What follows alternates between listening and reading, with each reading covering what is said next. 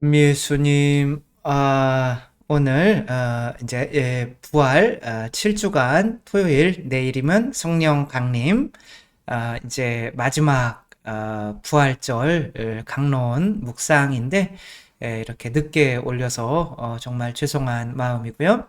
다음번에도 늦을 수가 있겠지만 그래도 오늘 또 용서해 주시고 함께 또 시작하겠습니다. 성부와 성자와 성령의 이름으로 아멘.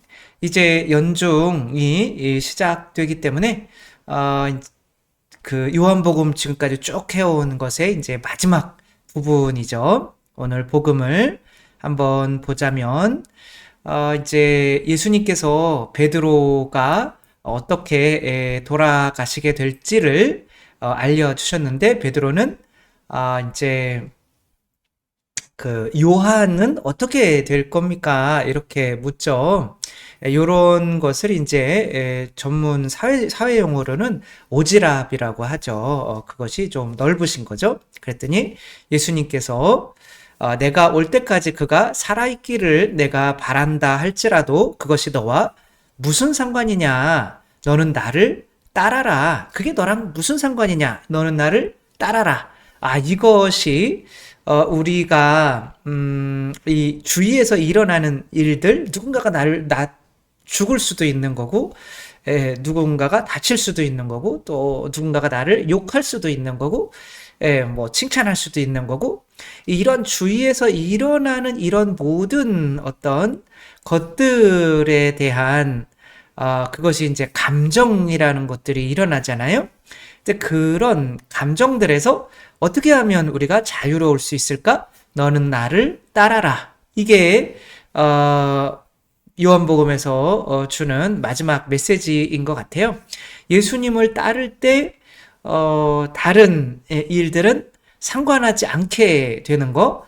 근데 이제 다른 일들을 상관하지 않게 되는 것이 마치 모기처럼 될 수가 있잖아요. 그러니까 모기는 감정에 자유로울까요?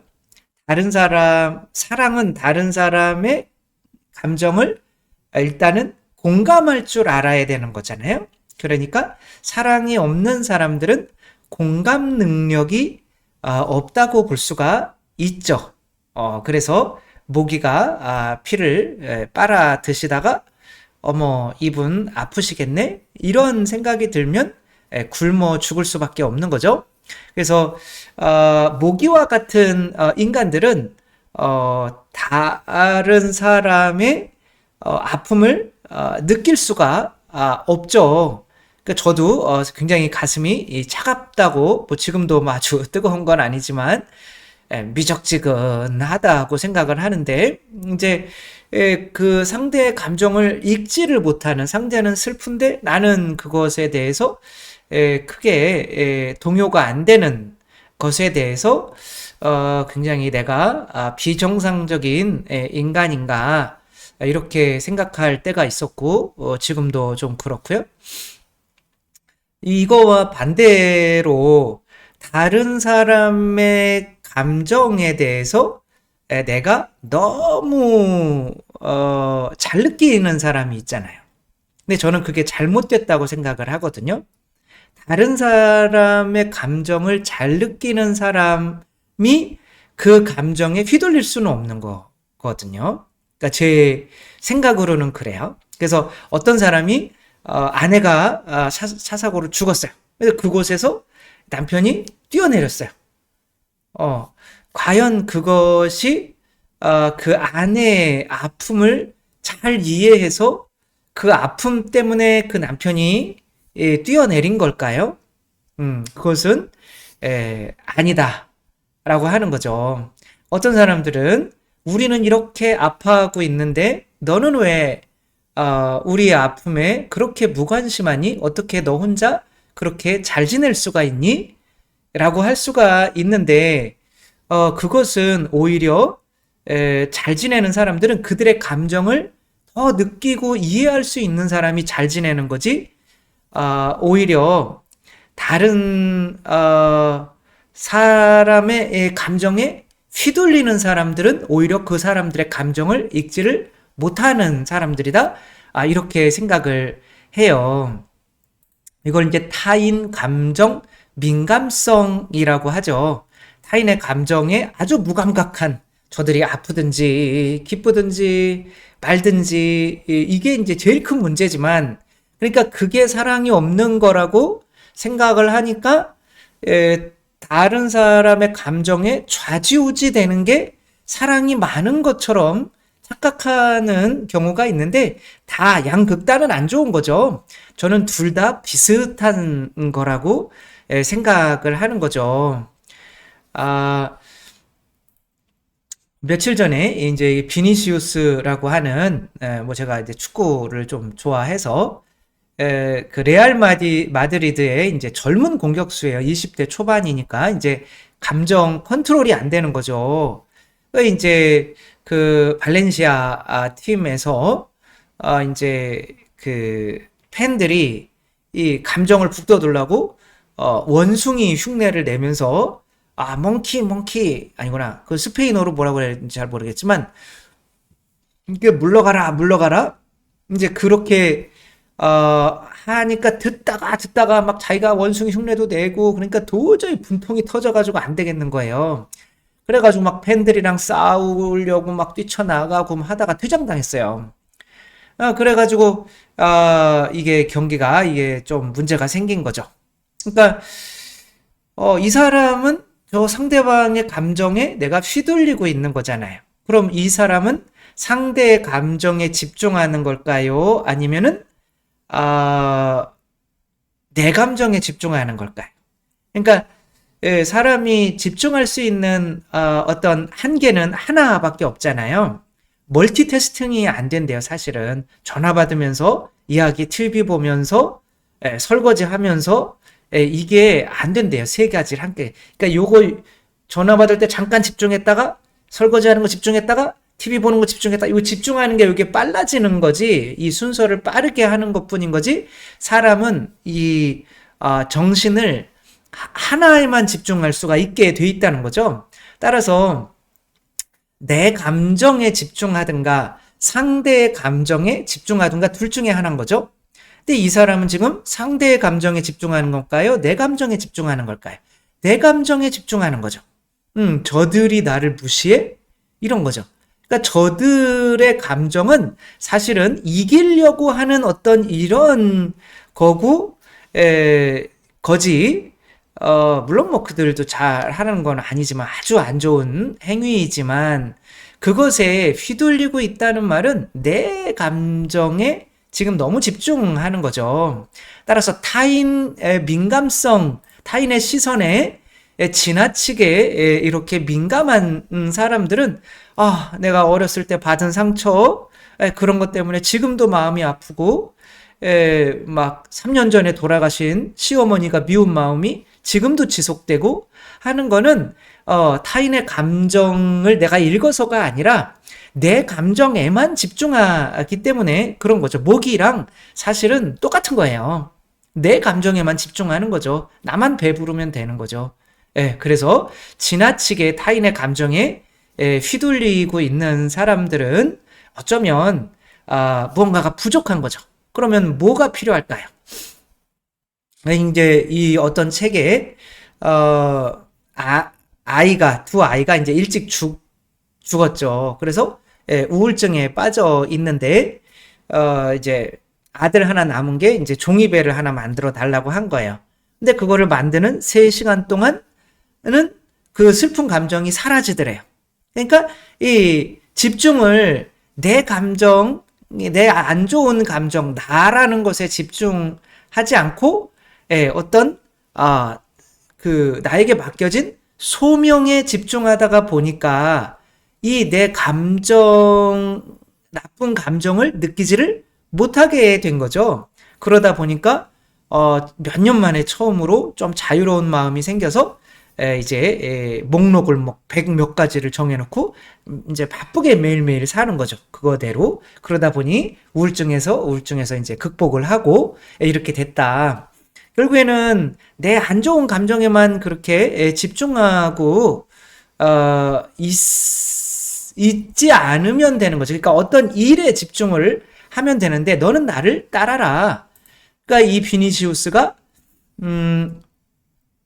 자기가 아니라 내 감정이 아니라 우리 팀의 어떤 이겨야 되는 어떤 그런 것에 집중을 했다면 거기에서 이 사람들이 욕을 하든지 말든지 내가 열심히 해서 이기면 되는 거잖아요.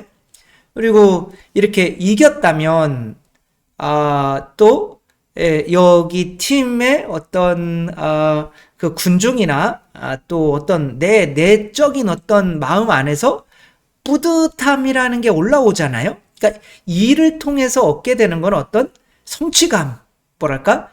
나에게 일을 맡겨준 누군가가 나에게 주는 보상, 영광인 거죠. 월급인 거죠.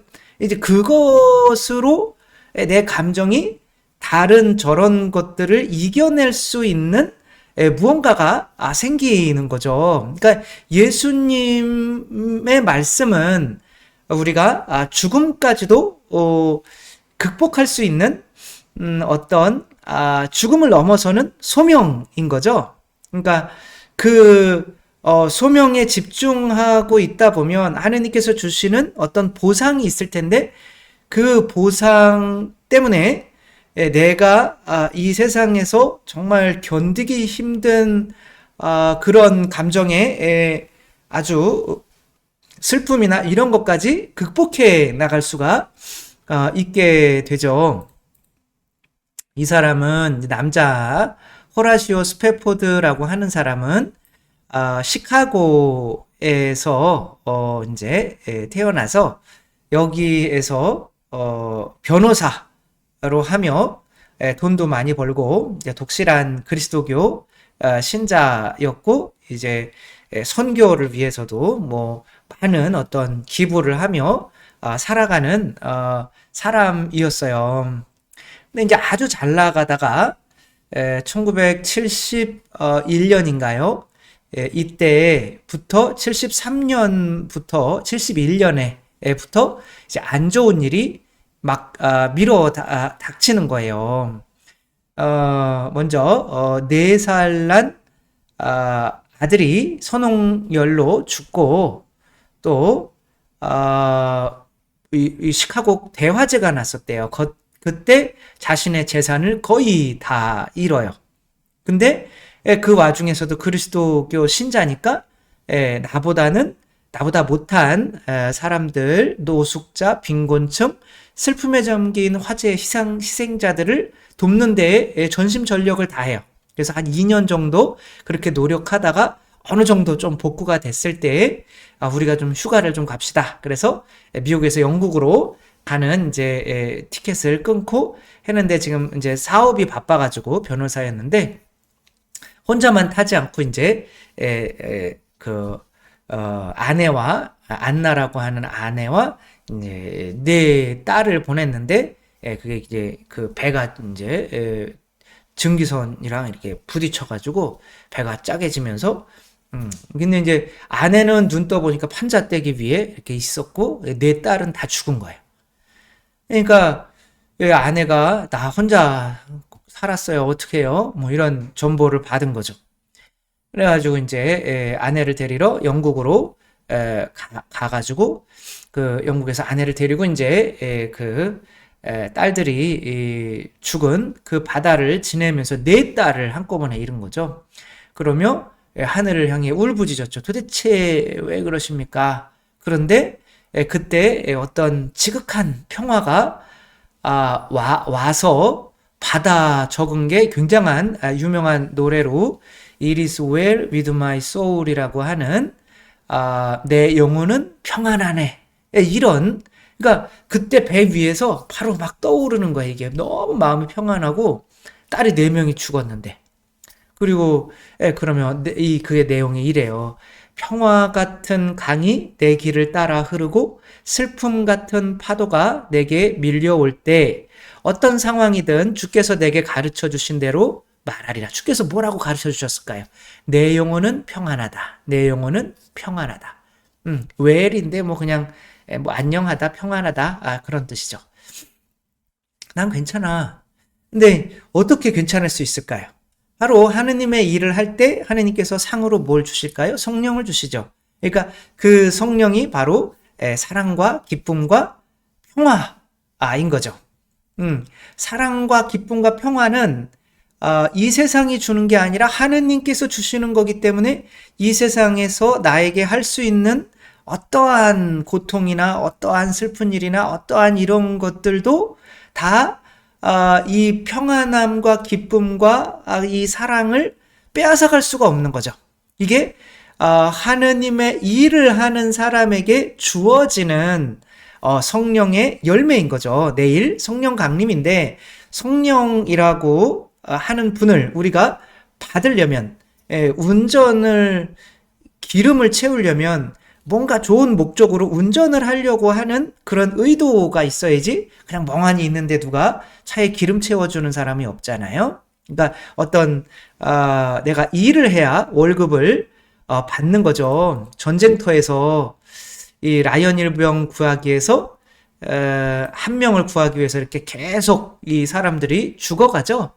이렇게 죽어가는 과정에서 있지만 슬퍼할 겨를이 없는 거예요. 왜? 지금 조국을 위해서 싸워야 되니까. 슬프긴 한데 거기에 머물러 있지 않아요. 옛날 상처에 머물러 있지 않아요. 그 나라에서 주는 이 영광, 그것을 위해서 한 발 한 발 나아가는 거죠. 그게 마음의 어떤 뿌듯함, 그게 바로 성령 강림인 거고, 이태석 신부님이 돌아가시기 직전에 암이 걸리셨으면서도 거기 우물 파다가 우물 파야 되는데 우물 파야 돼. 이분은 소명밖에 없는 거예요. 근데 이 소명이 죽어야 되는 공포 뭐 이런 어머니가 고통 아파하실 거 이런 것들을 다 이기게 만드는 어떤 성령님의 평안함을 누리게 하는 거죠.